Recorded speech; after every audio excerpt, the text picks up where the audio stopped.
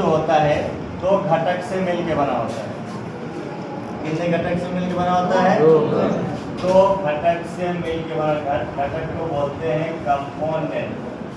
क्या बोलते हैं? कंपोनेंट। एक होता है प्लाज्मा और एक होता है ब्लड कॉर्पस्कल। क्या होता है? Blood corpuscle. हिंदी में बोलते हैं रुधिर कणिकाएं। हिंदी में क्या बोलते हैं? रुधिर कणिकाएं। और इसे हिंदी में प्लाज्मा कहते हैं। ठीक है। प्लाज्मा जो होता है यह रुधिर का 55% भाग बनाता है। कितना प्रतिशत भाग बनाता है? 55। और रुधिर कणिकाएं जो होती हैं ये रुधिर का 45% भाग बनाता है। ठीक है। प्लाज्मा कितना बना रहा है? 55%। और उसके बाद जो है रुधिर कणिकाएं कितना बना रही है? 45%। ठीक। प्लाज्मा जो होता है यह एक जलीय पदार्थ होता है। क्या होता है? जलीय पदार्थ होता है। ठीक है। वाटरी फ्लूइड होता है। ठीक। इनमें क्या होते हैं? 90% वाटर होता है। 90% क्या होता है? वाटर होता है। और 10% जो है इसमें इनऑर्गेनिक और ऑर्गेनिक सब्सटेंस होते हैं। ठीक है। ऑर्गेनिक और इनऑर्गेनिक सब्सटेंस होते हैं। मतलब कि अकार्बनिक पदार्थ और कार्बनिक पदार्थ होते हैं। ठीक है। प्लाज्मा एक प्रकार क्या है? जलीय पदार्थ है जिसका 90% भाग जल तथा 10% भाग कार्बनिक और अकार्बनिक पदार्थ होता है। ठीक। तो पहले हम लोग लिखेंगे अकार्बनिक पदार्थ। लिखो हम लोग अकार्बनिक पदार्थ। इसमें लिखो phosphorus, sodium, potassium, chlorine, bicarbonate, iron, zinc, magnesium. ठीक है। Phosphorus, sodium, potassium, chlorine, bicarbonate, iron, zinc, magnesium, ये सब क्या होते हैं? अकार्बनिक पदार्थ होते हैं। क्या होते हैं? अकार्बनिक पदार्थ होते हैं। ठीक है। उसके बाद कार्बनिक पदार्थ देखो नीचे लिख रहे हैं। ठीक। कार्बनिक पदार्थ के बारे में हम लोग जानते हैं। हेडिंग डाल लेना आप लोग, कार्बनिक पदार्थ अब लिखना। ठीक है। इसमें होता है कार्बोहाइड्रेट। क्या होता है? कार्बोहाइड्रेट। ब्रैकेट में लिखोगे ग्लूकोज। ठीक है। और क्या होते हैं? फैट होते हैं। ठीक। और प्रोटीन्स होते हैं। होते हैं। ठीक है। और इनमें क्या होते हैं? इम्यूनोग्लोब्यूलिन होते हैं। Immunoglobulin protein. और इनमें क्या होते हैं? फाइब्रिनोजन होते हैं। फाइब्रिनोजन होता है। और इनमें क्या होता है? प्रोथ्राम्बिन होता है। ये सब प्रोटीन है। प्रोथ्राम्बिन होता है। और इनमें क्या होता है? हिपैरिन होता है। ठीक है। और क्या होता है? हिपैरिन होता है। और क्या होते हैं?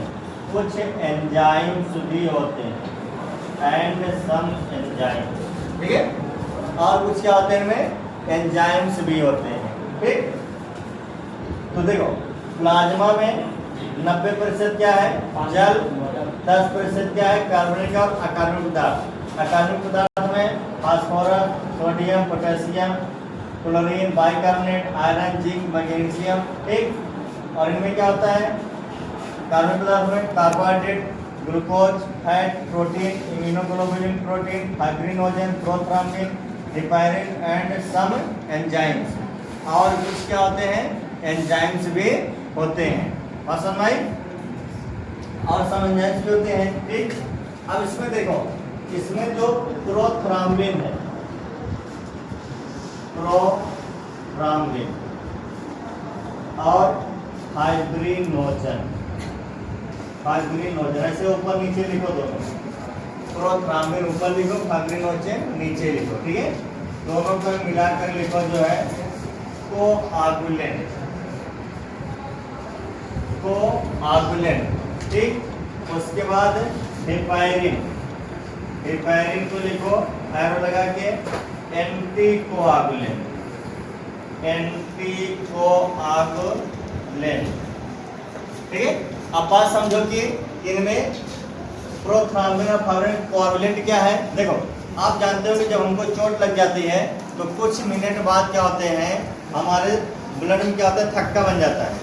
क्या बन जाता है, रुधिर का थक्का बन जाता है, जिससे ब्लड बहना क्या होता है, बंद हो जाता है ना। तो कौन बनाता है रुधिर का थक्का, प्रोथ्राम्बिन और फाइब्रिनोजेन, ये दोनों प्रोटीन क्या करते हैं ये दोनों क्या करते हैं, रुधिर का थक्का बनाते हैं, ठीक। और देखो हेपायरिन में क्या लिखा है, एंटी कोआगुलेंट, ठीक है। हेपायरिन जो होता है ये क्या करता है, हमारे शरीर के अंदर जो ब्लड बह रहा है, ठीक है, उसको कहीं जमने नहीं देता है। शरीर के अंदर ब्लड बह रहा है कंटिन्यू ना, तो उसको क्या करता है, जमने नहीं देता है, मतलब कि रुधिर का थक्का बनने नहीं देता है। इसीलिए इसे क्या बोल रहे हैं, एंटी कोआगुलेंट। रुधिर का थक्का बनाने वाले क्या बोलेंगे, कोआगुलेंट, रुधिर अस्कंदन कहेंगे। क्या बोलेंगे, रुधिर अस्कंदन कहते हैं, ठीक है। और इसे बोलते हैं रुधिर प्रतिस्कंदन, ठीक है, रुधिर प्रतिस्कंदन कहते हैं। इसका मतलब होता है रुधिर का थक्का बनना, और इसका एंटी का मतलब नहीं बनना। एंटी का मतलब क्या, विरोधी ना। एंटी का मतलब क्या होता है, विरोधी होता है, मतलब कि ये रुधिर के थक्का को जमने नहीं देगा, उसका विरोध करेगा, ठीक है। इससे हेपायरिन क्या करेगा, रुधिर का थक्का नहीं जमने देगा, और प्रोथ्राम्बिन और फाइब्रिनोजेन ये दोनों क्या करेंगे, रुधिर के थक्का जमने देंगे, ठीक है। बात समझ में आई यहाँ तक? Yes sir. क्लियर हुआ ना यहाँ तक बात आपको? ये बात किसके थे, प्लाज्मा की। और ये प्लाज्मा क्या है, जो हमारे क्या करता है, रुधिर का 55% भाग बनाता है। कितना बनाता है, 55, ठीक है। बहुत सारे ग्रुप में 55 से 60 रहता है, और वो जो है 40 से 45 रहता है, ठीक है। इसको नहीं रोको।